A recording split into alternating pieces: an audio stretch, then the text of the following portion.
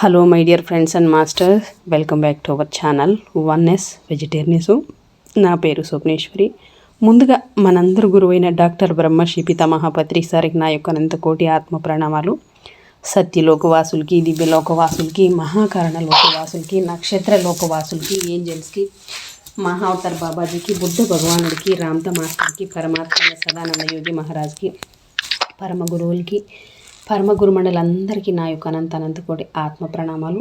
తండ్రి మహా ఉపాధ్యాయుడు, మాస్టర్ టీచర్, అలాగే ఇమోటల్ మాస్టర్ అయిన తండ్రికి అనంతకోటి ఆత్మ ప్రణామాలు తెలియజేసుకుంటూ ఈ వర్తమాన క్షణంలోని ఈశ్వ చైతన్యానికి నా యొక్క అనంతకోటి ఆత్మ ప్రణామాలు, నా స్వయానికి, అలాగే ఇప్పుడు మన ముందుకు రాబోతున్న మేడం కూడా నా యొక్క హృదయపూర్వకమైన కృతజ్ఞతలు తెలియజేసుకుంటూ, మరి ఈ జ్ఞానాన్ని ఈ లోక్సం రాంప ఈ బుక్ ద్వారా ఆ జ్ఞానాన్ని తెలుసుకునే ప్రయత్నం చేద్దాం masters. Madam welcome to our session madam. Over to you madam. Thank you madam. Thank you. ముందుగా మన గురువు గారు అయిన బ్రహ్మర్షి పితామహ పత్రిశ్వర్ గారికి, స్వర్ణమాల పత్రి మేడం గారికి నా ఆత్మ ప్రణామాలు, కృతజ్ఞతలు. విశ్వంలోని గురువులందరికీ కూడా ఆత్మ ప్రణామాలు, కృతజ్ఞతలు తెలియజేసుకుంటూ, రామ్తా మాస్టర్ గారికి, రాంపా మాస్టర్ గారికి శత కోటి ఆత్మ ప్రణామాలు. వన్నెస్ వెజిటేరియనిజం టీవీ వ్యవస్థాపకులైన స్వప్నేశ్వర్ మేడం గారికి కూడా ఆత్మ ప్రణామాలు, కృతజ్ఞతలు తెలియజేసుకుంటూ, నా జన్మనిచ్చిన తల్లిదండ్రులకు, ప్రకృతి మాతకు, విశ్వమాతకు, భూమాతకు కూడా కృతజ్ఞతలు, ధన్యవాదాలు, ఆత్మ ప్రణామాలు తెలియజేసుకుంటూ, నాకు ఎంతగానో సహకరిస్తున్న నా కుటుంబ సభ్యులకు కూడా కృతజ్ఞతలు తెలియజేసుకుంటూ, లోప్సాంగ్ రాంపా గారి మరణం లేని మీరు పుస్తకంలోని చివరి భాగాలు చదువుతున్నానండి. Thank you.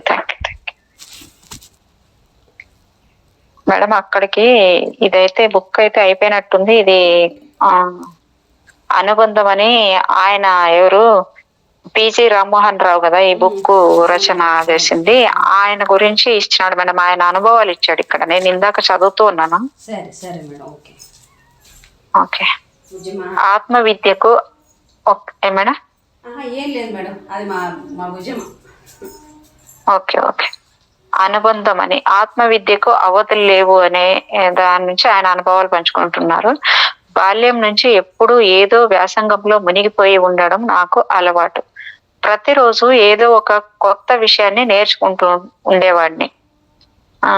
నాకు 12 ఏళ్ల వయసు వచ్చే లోపలే తిరుపతి మున్సిపల్ గ్రంథాలయంలోని 10,000 పైచీలకు పుస్తకాలన్నింటినీ ఆ చివరి నుంచి ఈ చివరి వరకు చదివేశాను. నాకు సైన్స్ అంటే ఇష్టం. ఫిజిక్స్, కెమిస్ట్రీ ప్రయోగాలను ఇంట్లోనే చేస్తూ ఉండేవాడిని. అప్పటి సైన్స్ కు 5 ఏళ్ల ముందుకు నేను వెళ్ళగలిగాను. జీవితంలో నాకు నిరంతరం పోటీ ఉండేది. సన్నగా ఉన్నావంటూ స్నేహితులు గేలి చేస్తే జూడో కరాటీలు సొంతంగా రఘు అనే మధ్వ కుర్రాడితో కలిసి నేర్చుకున్నాను. ఆ అభ్యాసంలో మైదానాల్లో వేగంగా వెళ్తున్న సైకిల్ వెనుక సీటు మీద నుంచుని సడన్ బ్రేక్ వేయించుకొని గాల్లో ఎగిరి పల్టీ కొడుతూ దెబ్బలు తగలకుండా పడడం అభ్యాసం చేశాను. రాము అనే కుర్రాడు నాకు యోగాసనాలను వేయడం నేర్పించాడు. 5 ఏళ్ల సాధన చేశాను. జరగబోయే విషయాలు అప్పుడు నాకు ముందుగా తెలిసిపోతూ ఉండేవి.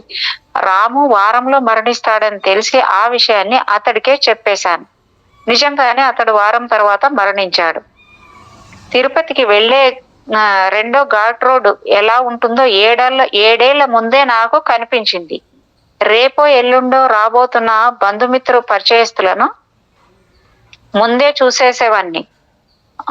మక్కాలోని కాబా, తిరుపతిలోని వెంకటేశ్వర స్వామి విగ్రహము ఒకే జాతి శిలలు అని, ఆ శిలలు భూమికి సంబంధించింది కాదని, విశ్వంలో మరెక్కడి నుంచో వచ్చాయని నాకు తెలుసు.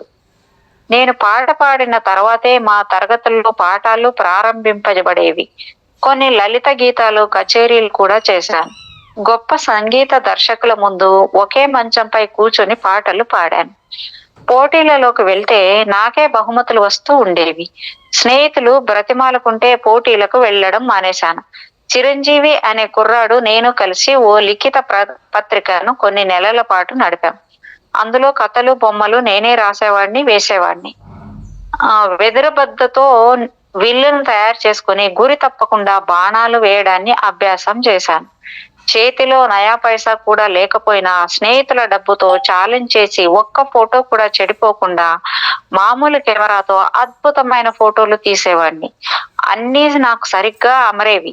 మూవీ కెమెరాలను కూడా హ్యాండిల్ చేసి ఫోటోగ్రాఫ్ లో డార్క్ రూమ్ టెక్నిక్స్ తో ప్రతిభను సాధించాను. గొప్ప రచయితలను ఆదర్శంగా తీసుకుని రచనలు చేయడాన్ని అభ్యాసం చేశాను. నాటకాలలో నటించేవాణ్ణి. ఎక్కడి నుంచి ఎక్కడికైనా నడిచే వెళ్తూ ఉండేవాణ్ణి. కాలి నడకతో తిరుమలకు లెక్కలేనన్ని సార్లు నడిచేవాణ్ణి. అనేక సార్లు చావు తప్పించుకున్నాను. మొదటిసారి ఓ ఎద్దుబండి నా చెంప మీద నుంచి వెళ్ళింది. సైన్స్ ఎగ్జిబిషన్ లో 2000 సైన్స్ మోడల్స్ లో మొదటి బహుమతి లభించింది. నా ట్రాన్సిస్టర్ రేడియోకు వైర్లెస్ ఎలా పనిచేస్తుందో వివరిస్తూ 25,000 వోల్టుల విద్యుత్ స్పార్క్ లో నా అరచేతిని పెట్టాను. మరోసారి నా చేతిలో యాసిడ్ బాటిల్ పగిలింది. దేహంలోకి యాసిడ్ వెళ్ళింది. మరోసారి బంతి కోసం వంగి ఉన్న నాపై నుంచి నా ప్రక్కనే ఓ పిడుగు పడింది. ఆ సంపదను దరిద్రాన్ని బాల్యం నుంచే అనుభవించాను. మేడం, ఇవన్నీ మీకే దగ్గరగా ఉన్నట్లు అనిపించడం లేదా? అవునవును, అవును మేడం. ఆ ఎంతో లోతైన జీవితంలోనే ఎంతో చురుకుగా ప్రకాశిస్తున్నా దాంతో ఏ సంబంధము లేనట్లే నా జీవితం సాగుతూ ఉండేది. సమాధానాల కోసం తీవ్రంగా ఆలోచించి ఇక చేతకాక వదిలిపెట్టేస్తే అద్భుతంగా జవాబులు సరైన సమయంలో నాకే తెలిసేవి. కొన్ని మార్లు అనుకున్నవి అనుకున్నట్లు జరిగేవి. మరెన్నో మార్లు ఎంత ప్రయత్నించినా ఏ పనులు జరిగేవి కావు. తగిన సమయానికి తగినంత సహాయము ఏదో విధంగా అందేది. బాహ్యంలో ఈ అద్భుతాలకు కారణము ఎంత శోధించినా తెలిసేది కాదు. ఎన్నో వైరుధ్యాలలో సహజీవనం నేర్చుకున్నాను. సైకాలజీ ప్రయోగాలు ఎన్నో చేశాను. ముద్దొచ్చే పాపను దగ్గరికి కరెక్టే మేడం. నేనే ముద్దొచ్చే పాపను దగ్గరికి రమ్మని చేతులు చేస్తే ఆ పిల్ల దగ్గరికి వస్తే ఎత్తుకొని ముద్దు పెట్టుకుని దాని గురించి నిశితంగా ఆలోచించాను. నిన్న అదే జరిగింది మేడం. నిన్న వస్తా ఉంటా కార్లో, నేను వచ్చిన కార్లో ఒక చిన్ని బుజ్జి పాప, ఏంజిల్ అంటే ఏంజిల్ పాపే, ఒక పాప ఒక బాబు ఇద్దరు వచ్చారు. నా ఊళ్ళో నిద్ర పూసింది. ఫోటో తీసుకుందాంటే పాపను, నానా ఫోటో ఇదిరా, ఛీ నువ్వు ఏం వదలు, నీ నువ్వు ఓగు మొహం దానివి, నీ ఆగతం తగలయ్యా, నిద్ర బిడ్డకు ఫోటో తీయమంటావు, నేను తీనుపా, నీకు ఎంతమంది ఉన్నా చాలరు అని తీయలేదు. ఎంత చిన్న క్యూట్ బుజ్జి పాప, ఒక పాప ఒక బాబు మేడం. ఏంజల్లా ఉంది పాప. వాళ్ళ అమ్మమ్మ వచ్చింది కూడా, ఇద్దరు పిల్లలు తీసుకువచ్చింది, ఒక బాబు ఒక పాప, చిన్ని బుజ్జి పిల్లలు, అప్పుడప్పుడే మాటలు వచ్చే పిల్లలు. అదే గుర్తొచ్చింది నాకు. ఎత్తుకొని ముద్దు పెట్టుకొని దాని గురించే నిశితంగా ఆలోచించాను. విలువిద్యకు ఈ చర్యకు పోలిక కనిపించింది. లక్ష్యాన్ని ఖచ్చితంగా చేరుతుందన్న విషయం 100% తెలిసేంత వరకు బాణాన్ని వదలడని, వదిలిన తర్వాత ఎన్ని అవాంతరాలు వచ్చినా అది లక్ష్యాన్ని ఛేదించే తీరుతుందని, ఆ సమయంలో వీలుకాడికి లక్ష్యానికి అతడి చర్యకు బలమైన బంధం ఉందని అర్థమైంది. అదే విధంగా ముద్దొస్తున్న అమ్మాయి కోసం చేతులు చేస్తున్న వాడికి, దగ్గరకు వచ్చి ముద్దు పెట్టించుకున్న పిల్లకి విడదీయరాని ఏ బంధమో ఉందని అర్థమైంది. ఆ పిల్ల వీడి దగ్గరకు రాకుండా ఉండలేదు. ఆ పిల్లని వీడు ఏ ఆప్యాయతతో ఆహ్వానిస్తున్నాడో అంత ఇష్టమే, అంత నమ్మకమే ఆ పిల్లకు వీడి మీద కలుగుతుందని, తర్వాత తాను వాడి దగ్గరికి పరిగెత్తుకుని రావడము, అతడు తనని ఎత్తుకుని ముద్దు పెట్టుకోవడము జరగడంలో ఏ అసహజత్వము లేదని, పిలిచేవాడికి పిలువబడుతున్న పిల్లకు ఏ భేదము లేదని అర్థమైంది. ఎంత బాగుంది మేడం ఇది నిజంగంటే. మాటలు ఇంకా రాని మనవణ్ణి మాట్లాడించాలని అనుకున్నాను. వాడి మట్టి తింటున్నాడు. దగ్గరికి వెళ్ళి వాడి ముందు కూర్చొని, నువ్వు మట్టి ఎందుకు తింటున్నావో చెప్పు అని అడిగాను. వాడు దేవుడిలా నవ్వుతూ ఇంత మట్టి తీసి నా నోట్లో పెట్టాడు. నేను చెప్తాను మేడం, మట్టి కాదు మేడం, నేను కూడా మట్టి తిన్నాను. నేను కూడా తిన్నాను మేడం. చిన్నప్పుడు బాగా ఇష్టంగా ఉండేది. ఎందుకో చిన్నప్పుడు ఎందుకు సుమారు నేను ప్రెగ్నెంట్ అయినప్పుడు కూడా తిన్నాను మేడం. మట్టి అంటే అట్ట కాదు మేడం, పుట్ట మట్టి ఉంటుంది, చెదులు ఉంటుంది కదా, ఆ, చెదులు మట్టి తిని చెదులు మట్టి ఈ బూది పండు ఇప్పటికీ పిచ్చేలే. చెదులు మట్టి తిని నోట్లో నీళ్ళు ఊరిపోయాయి. విభూతి పండు అంటే ఏంటి మేడం? వీబూది పండు తెలీదా మేడం? వీబూది పండు శివుడికి రాస్తాం కదా వీబూది. మరి పండు అంటున్నారు దాన్ని. అది పండే ఓ, ఆ ఉంటనే పండు అంటున్నారా? ఓకే వీబూది ఓకే. పండు అంటారు. ఆ ఉంటని వీబూది పండు అంటారు. పొడి కాకుండా ఉంటుంటది కదా, దాన్ని అవునులే వీబూది పండు అవునులేండి. అంటారు. అది అంత ఆ ఇష్టం ఆ వీబూదన్న. ఇది మట్టి సెదులు మట్టి ఉంటది కదా, ఆ మట్టి నోట్లో వేసుకుంటే ఆ రసం అంతా లాక్కొని మళ్ళీ రాళ్ళు ఊసేసేదాన్ని. ఆ అవును, నేను కూడా తిన్నాను మేడం, చాలా తిన్నాను. ఎందుకో తెలీదు, తోటలే పోయి కూర్చున్నప్పుడు నాకెందుకు ఇష్టమయ్యేది, తినేదాన్ని. దానికి ఏదో డెఫిషియన్సీ చెప్తారు మేడం. ఈ ఆ, సైన్స్ భాషలో దానికి ఏదో ఐరన్ ఏదో దాని గురించి ఏదో డెఫిషియన్సీ అని ఉన్న వాళ్ళు అలా చేస్తారని చెప్తారు. స్పిరిచువల్ భాషలో అది వేరే మీనింగ్ లేండి. అది చెప్పండి మేడం, స్పిరిచువల్ చెప్పండి, వాళ్ళది సైన్స్ వద్దులేండి మనకి. ఈసారి ఎప్పుడన్నా తెలుసుకొని. అవునవును, మాట్లాడుకుందాం దాని గురించి చెప్తాను మేడం. ఆ, ఆ. గజేంద్ర మోక్షం కథ లాంటిది నాకు అనుభవమైంది. నేను వయసులో నాకంటే చిన్నవాడైన మా మామయ్య కేశవుడు ఒకే రూమ్ లో ఉండేవాళ్ళం. 2 జతల బట్టల్ని మార్చి మార్చి వాడుకుంటూ వారం తర్వాత ఉతుక్కుంటూ అర్ధరాత్రి అయినా వాడు ఇంటికి తిరిగి రాలేదు. నేను ఓ పుస్తకంలో మునిగిపోయి ఉన్నాను. మోహన్ అనే మాట వినిపించింది. బయటికి వెళ్లి కాంపౌండ్ గేట్ లో ఉన్న తలుపు తీశాను. బయట సన్న సందు. కేశవుడు అక్కడ లేడు. మళ్ళీ తలుపు వేసేసి వెనక్కి తిరిగి వచ్చి పుస్తకం చదవడంలో నిమగ్నమయ్యాను. 2-3 సార్లు ఇలాగే జరిగింది. కేశవుడు గొంతుతో నా పేరు వినిపిస్తూనే ఉంది, కానీ కేశవుడు మాత్రం రావడం లేదు. నేను వినడం నా భ్రమ కాదని నాకు తెలుసు. మరి కేశవుడేడి? మళ్ళీ నా పేరు వినిపిస్తే మళ్ళీ వెళ్లి చూశాను. కేశవుడు లేడు. ప్రక్కనే ఉన్న టాయిలెట్ లోకి వెళ్ళాను. అక్కడ కాండోమ్ నీళ్లలో ఓ కప్ప బయటకు రావడానికి విశ్వ ప్రయత్నాలు చేసి అలసి నిస్త్రాణతో తేలుతూ దీనంగా నా వంక చూస్తోంది. అప్పటి వరకు కేశవుడి గొంతుతో టెలిపతిక్ గా నన్ను పిలుస్తున్నది ఆ కప్పేనని వెంటనే నాకు అర్థమైంది. విష్ణుమూర్తిలాగా కాకపోయినా కుంపట్లోకి బొగ్గులను వేసుకునే ఓ చిల్లుపడి ఉన్న గరిటను పట్టుకొచ్చి ఆ కప్పను రక్షించాను. బయటపడిన ఆ కప్ప నా వైపు తలెత్తి చూసి తర్వాత మెల్లగా గెంతుతూ వెళ్ళిపోయింది. మా అమ్మగారైన సుశీలమ్మకు లెవిటేషన్ శక్తి ఉండేది. అంటే లెవిటేషన్ అంటే ఏంటి మేడం? లివిటేషన్ చెప్పండి, పూర్తిగా చెప్పండి మేడం. నుంచుని ఉన్న ఫలంగా ఆమె గాల్లోకి లేచేది. జరగబోయే విషయాలన్నీ ముందుగా ఆమెకు తెలుస్తూ ఉండేది. రాబోయే ప్రమాదాలను గురించి ఎన్నోసార్లు ఆమె చెప్పడం జరిగింది. అవన్నీ అలాగే జరిగేవి. సంపదను దరిద్రాన్ని సమానంగా ఆమె జీవించింది. ఎంతో కట్టుదిట్టంగా మమ్మల్ని పెంచింది. ఓ దివ్య లీలగా ఆమె సాగింది. కరుణ, దయ, సానుభూతులకు ఆమె ప్రతిరూపం. నా రుణము తీర్చుకునేందుకు, ఆమె తల్లి రుణం తీర్చుకునేందుకు నేను నిరంతరం ప్రయత్నించేవాళ్ళం. క్షయరోగం వల్ల ఆమె ఎడమ ఊపిరితిత్తి పాడయింది. శస్త్రచికిత్సతో దాన్ని తొలగించి తర్వాత 3 ఏళ్ళు ఆమె. పెద్దవాళ్ళంటే నాకెంతో గౌరవం. పెద్దలకు నాపై ఎంతో వాత్సల్యం. కవి సామ్రాట్ నోరి నరసింహశాస్త్రి గారు రాంపా పుస్తకాల్లోని విషయాలను నేను వర్ణించి చెబుతుంటే వింటూ ఉండేవాడు. అంటే అదే మేడం, బౌద్ధం అదే మూడో కన్ను తాడే అనుభవాలు ఉండేవి ఆవిడకి. అది బౌద్ధం మీద, భగవద్గీత మీద మా చర్చలు సాగేవి. నాకు ఉపనయనం ఇంకా కాకుండా ఉన్నందుకు ఆయన నొచ్చుకునేవాడు. తానే నాకు ఉపనయనం జరిపిస్తానని, తననే తండ్రిగా అనుకోమని చెప్పేవారు. పక్షవాతం వచ్చి మాట పడిపోయినా ఓ ఏబిసిడి అట్ట మీద వ్రాయించుకుని ఆ అక్షరాలను చూపిస్తూ ప్రశ్నలను అడిగి నా సమాధానాలను వింటూ ఉండేవాడు. నోరి వారు గొప్ప శివభక్తులు. నరసింహశాస్త్రి గారి 4వ అబ్బాయి హయగ్రీవ శాస్త్రి బ్యాంక్ లో నా సహోద్యోగి, నా స్నేహితుడు. హస్త సాముద్రికంలో, మంత్రశాస్త్రంలో, జ్యోతిష్యంలో, న్యూమరాలజీలో నిష్ణాతుడు. సమస్య వస్తే శివుడి మీదే అలిగి కూర్చునేవాడు. శివుడే వచ్చి బ్రతిమాలితే కానీ బోధనం చేసేవాడు కాడు. అమ్మో. శాస్త్రి సోదరి దేవి ఉపాసకురాలు. హృద్రోగంతో ఆమె భర్త మరణించేంత వరకు ఆవిడ పూజలు చేసేది. ఆమె పూజ చేసే సమయంలో విగ్రహం మీద దేవతామూర్తి నిలువెత్తును సాక్షాత్కరించి కనిపించేది. మళ్ళీ మరొక్కసారి ఆ దేవతామూర్తిని తనకు చూపించమని ఆవిడ నన్ను బ్రతిమాలుతూ ఉండేది. నాకు అలాంటి సామర్థ్యం లేదని, తన సొంత ప్రయత్నంతోనే మళ్ళీ ఆ దర్శనాన్ని పొందవచ్చునని నేను అనేవాణ్ణి.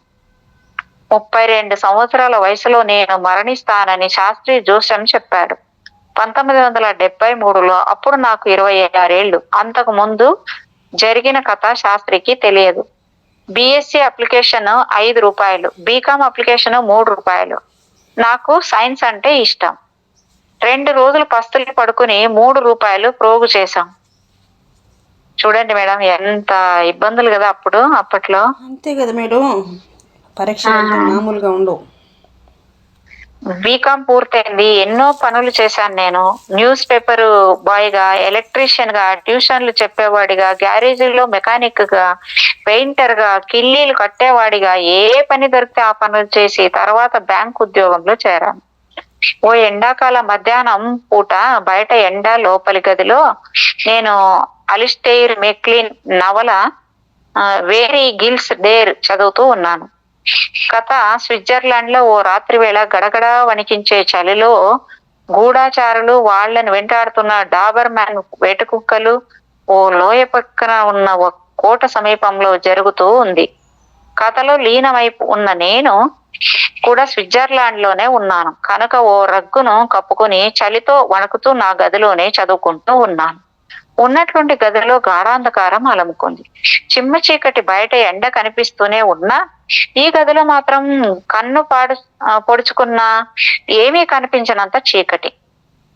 నాకు 6 అడుగుల దూరంలో నేను నుంచుంటే నా తల ఎంతెత్తులో ఉంటుందో ఆ చోట్లో ఫుట్బాల్ సైజులో ఉన్న ఓ కాంతిగోళం సాక్షాత్కరించింది.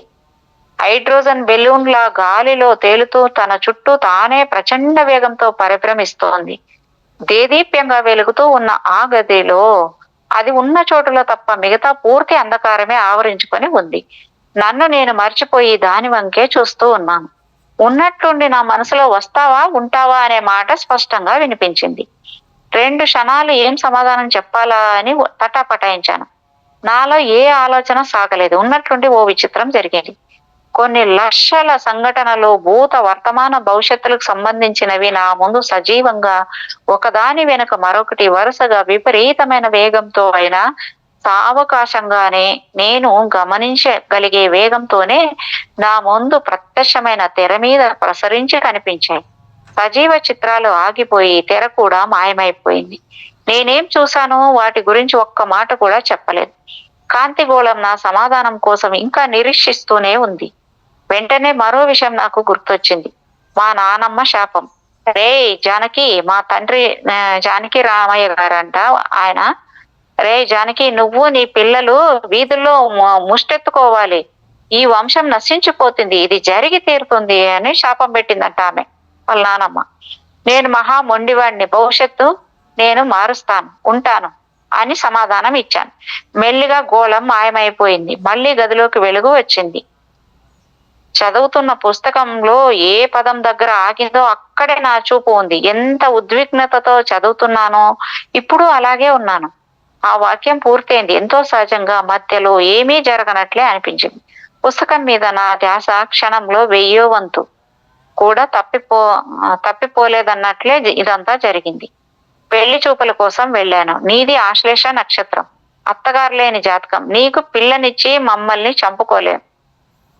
నువ్వంటే మాకు ఇష్టమే అనుకో, అయినా ఎందుకైనా మంచిది వేరే సంబంధాలు చూసుకోండి అని మా అత్తలు అందరూ నిష్కర్షగా చెప్పేసిన తర్వాత, వాళ్ళ కూతుళ్ళ మీదే నా ప్రేమను చంపేసుకున్న తర్వాత మొట్టమొదటిసారి లేచి నుంచి 5-6 అడుగులు వేసి తొట్టుపడి మా అమ్మను నవ్వుతూ కౌగిలించుకున్న విషయం నాకు స్పష్టంగా గుర్తుంది.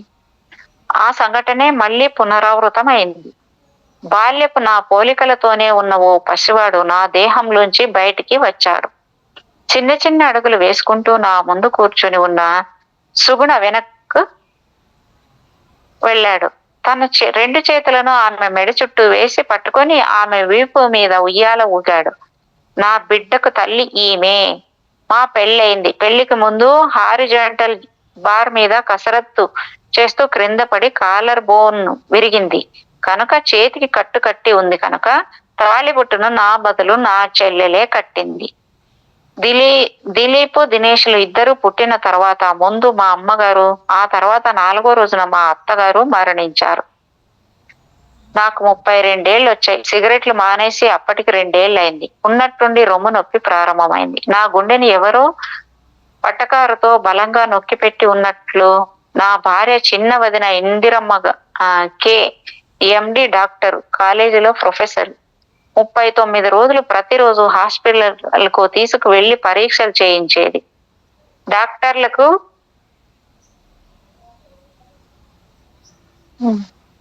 డాక్టర్లకు నాకేం జబ్బు అంతుపట్టలేదు.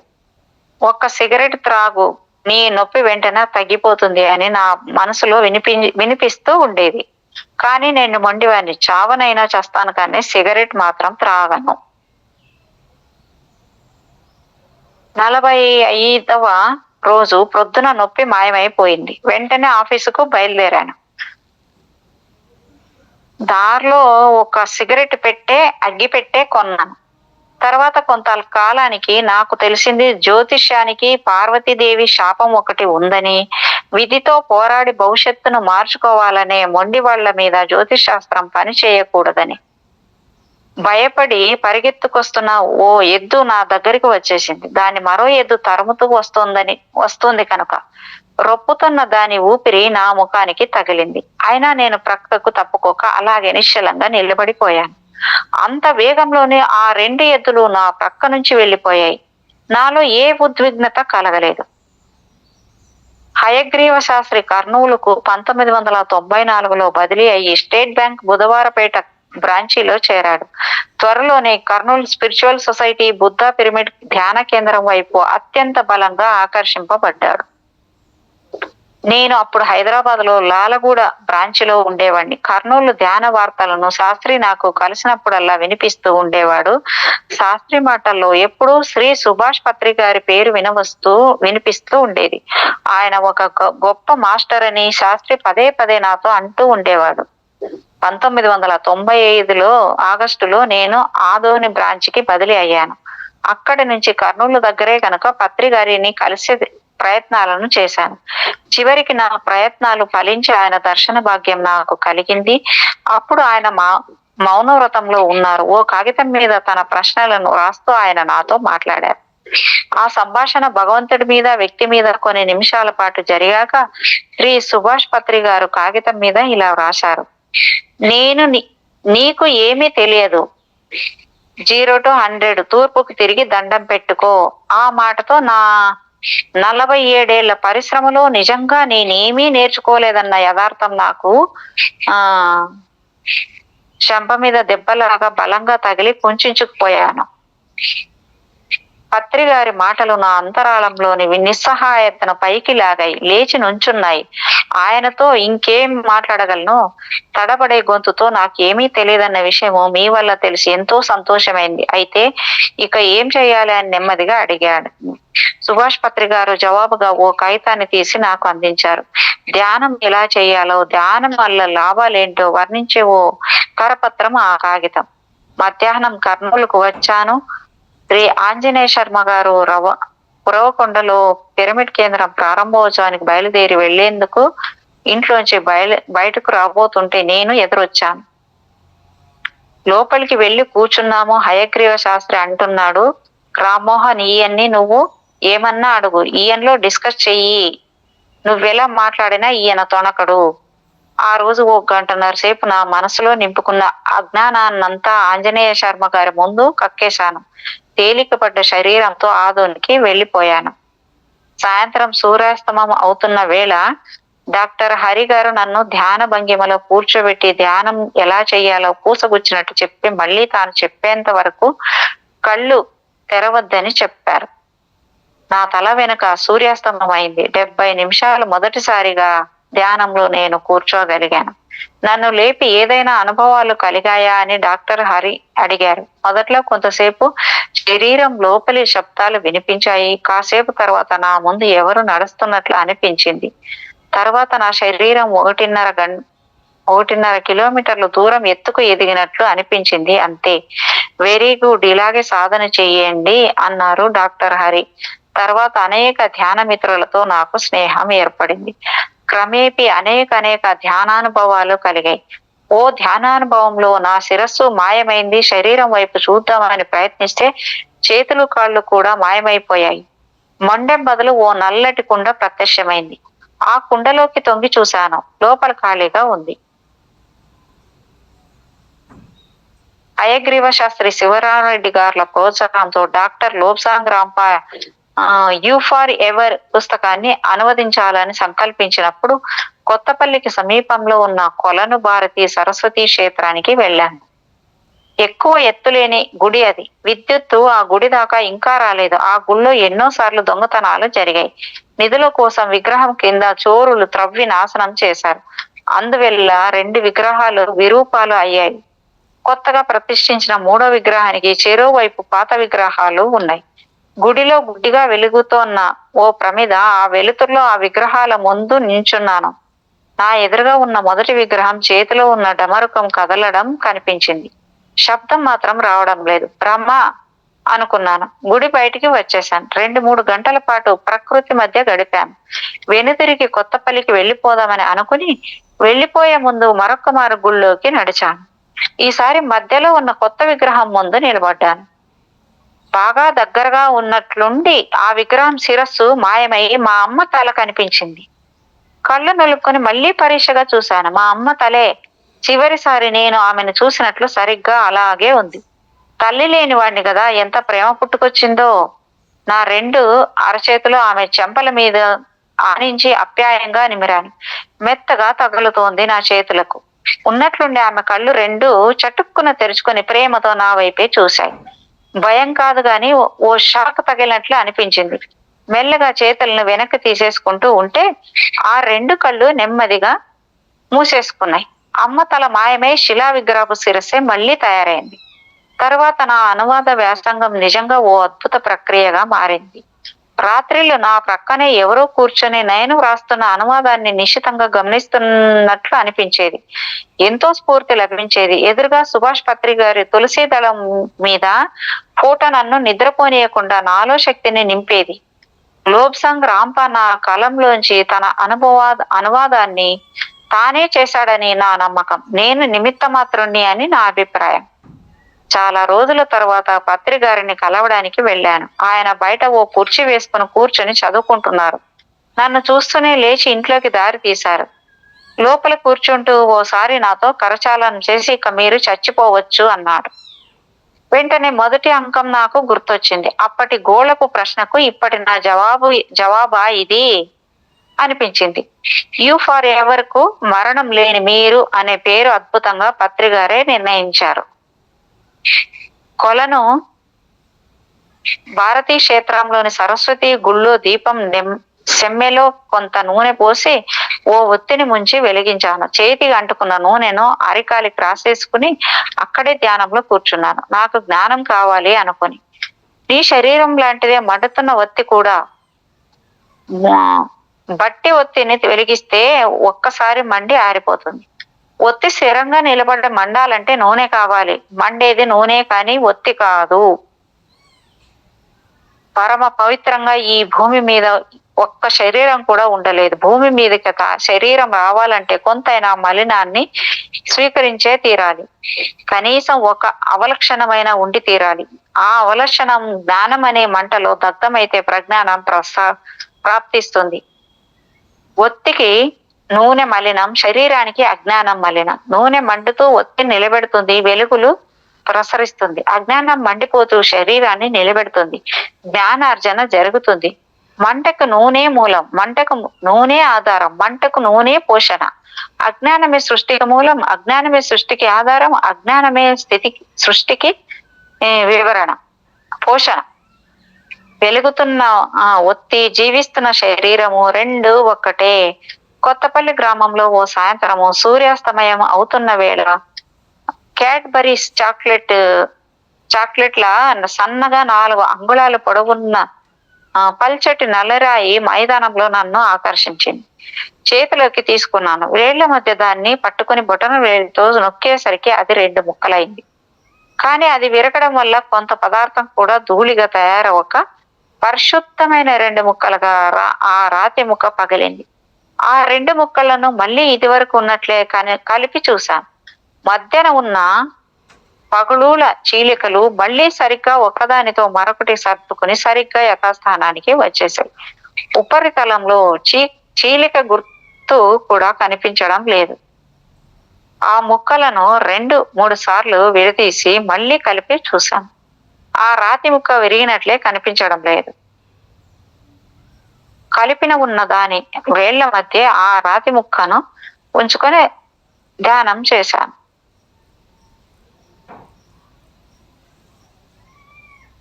ఈ మాటలు వినిపించాయి. మొదట్లో నేను ఒక్కటిగానే ఉన్నాను. తర్వాత 2గా కనిపించాము. విరగక ముందు 2 ముక్కలైన తర్వాత కూడా వాస్తవంగా ఉన్నది ఒక్కటే. నేను భిన్నుణ్ణి కాను అని. ఓ వస్తువు నీకు కనిపించాలంటే ఆ వస్తువు నీ కంటికి తగినంత దూరంలో నీ ముందే ఉండాలి. దాని మీద నీ దృష్టి ఉండాలి. అంటే చూస్తున్నవాడు చూసే చూపు చూడబడుతున్న వస్తువు ఒకే సరళ రేఖలో ఉండాలి. చూడబడుతున్న వస్తువులోకే చూస్తున్నవాడు దూరిపోయినా చూడబడుతున్న వస్తువే చూస్తున్న వాడిలోకి దూరిపోయిన ఆ వస్తువు కనిపించదు. విశ్వాన్ని నువ్వు చూడాలంటే విశ్వానికి దూరంగా నిలబడాలి. అలా కాక ఆ విశ్వంలోనే నువ్వుంటే ఆ విశ్వము నీకు ఎలా కనిపిస్తుంది? చూడబడుతున్న వస్తువు నువ్వే అయితే చూపు ఎక్కడుంటుంది? నీ గురించి నువ్వు తెలుసుకోవాలంటే నువ్వే నీ శరీరంలోంచి బయటికి వచ్చి నీ శరీరాన్ని చూసుకోవాలి. శరీరం నువ్వు కాదన్న ప్రత్యక్ష జ్ఞానం నీకు అప్పుడే కలుగుతుంది. కుమారద తిరుమల. యజ్ఞోపవీతాన్ని కత్తిరించి పారేశాను కదా, ఇక నేను బ్రాహ్మణుని కాను కదా. తల్లి తద్దినం ఎలా పెట్టగలను? ఏం చెయ్యమంటారని పత్రి గారిని అడిగాను. ఆమె తన పని పూర్తి చేసుకొని వెళ్ళిపోయింది. నువ్వేమీ చెయ్యక్కర్లేదు. ఆ రోజు ఆదివారము శనివారము మొత్తం భోజనం చేయలేదు. ఆదివారం సెలవు రోజే అయినా కొత్తపల్లిలో ఆఫీసులకు వెళ్ళాల్సి వచ్చేది. ఆకలేస్తుంది. కొత్తపల్లికి బయలుదేరబోతూ ఆత్మకూరులో ఓ హోటల్కు వెళ్ళి ఇడ్లీలు పార్సిల్ కట్టమన్నాను.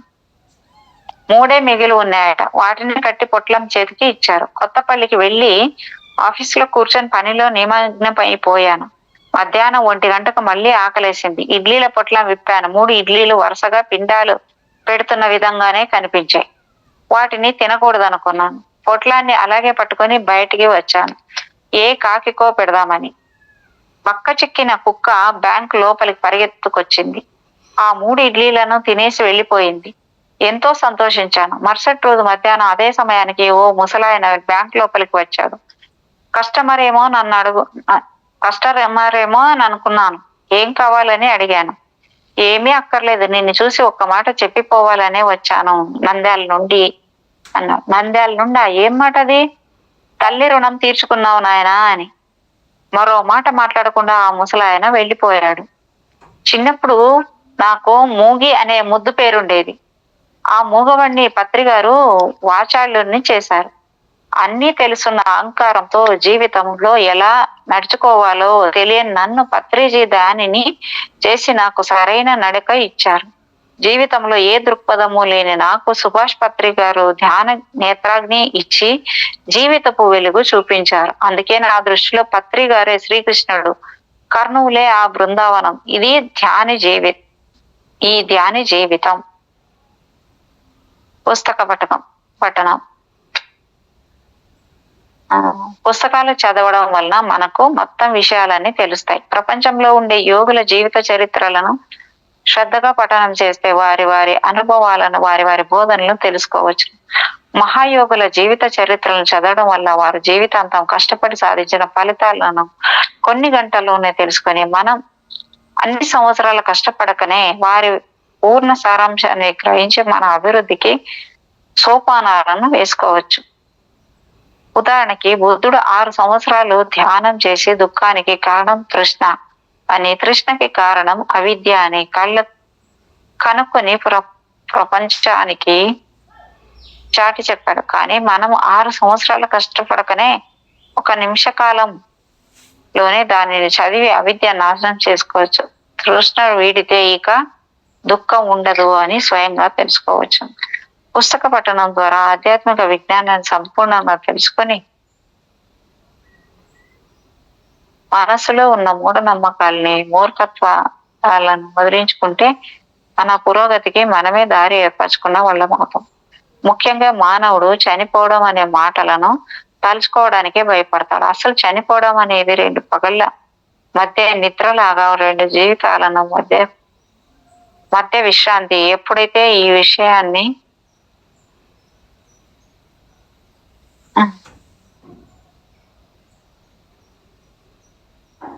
2 పగళ్ళ మధ్య నిద్రలాగా 2 జీవితాలను మధ్య విశ్రాంతి. ఎప్పుడైతే ఈ విషయాన్ని తెలుసుకుంటామో ఇంకా మనకు చనిపోవడం అంటే భయం పోయి అది వచ్చినప్పుడు ఆనందంగా స్వీకరిస్తాం. అప్పుడే మనము స్వయంగా అంటే స్వ ఇచ్ఛతో ఎన్నుకొని తీసుకున్న ప్రస్తుత జీవితాన్ని ఆనందమయంగా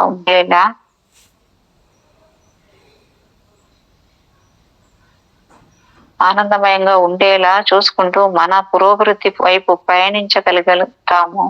ఆయన చెప్పిన విషయాలు లాంటివి అనేకం తెలియాలంటే అది మనకు యోగులు రచించిన పుస్తకాలలోనే దొరుకుతాయి. అంచేత తప్పకుండా చదవవలసిన పిరమిడ్ స్పిరిచువల్ సొసైటీ అత్యంత గ్రంథాలయాలను బ్రహ్మర్షి పితామహ పత్రికారి ఆడియో మరియు వీడియో క్యాసెట్లు పట్టికలను ఇక్కడ పొందుపరుస్తారు.